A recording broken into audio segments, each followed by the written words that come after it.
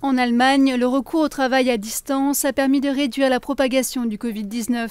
Au Portugal, le télétravail obligatoire est de retour. Et en France, les entreprises qui ne le garantissent pas risquent des amendes financières. Le télétravail est-il la dernière et la plus efficace des mesures pour faire face à la pandémie? Certainement, mais il n'est pas sans risque. Nous avons constaté une augmentation de 630% des cyberattaques en France en 2020 sur les clouds publics et sur les clouds d'entreprises, ce qui montre que les attaquants profitent de la nouvelle situation.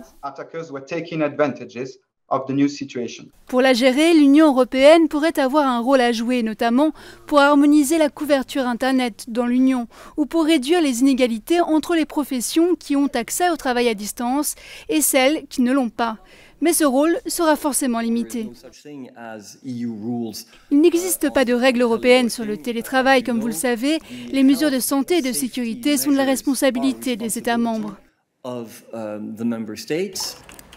La responsabilité revient donc aux pays européens, mais l'Union peut aider, notamment en matière de cybersécurité.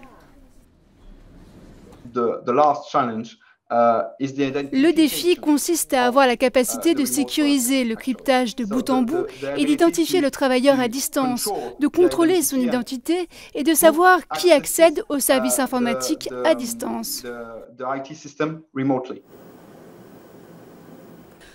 Pour surmonter ce défi, la Commission européenne a proposé de mettre en place une identité numérique commune à tous les citoyens européens. Cette mesure leur permettrait de prouver leur identité sur le web.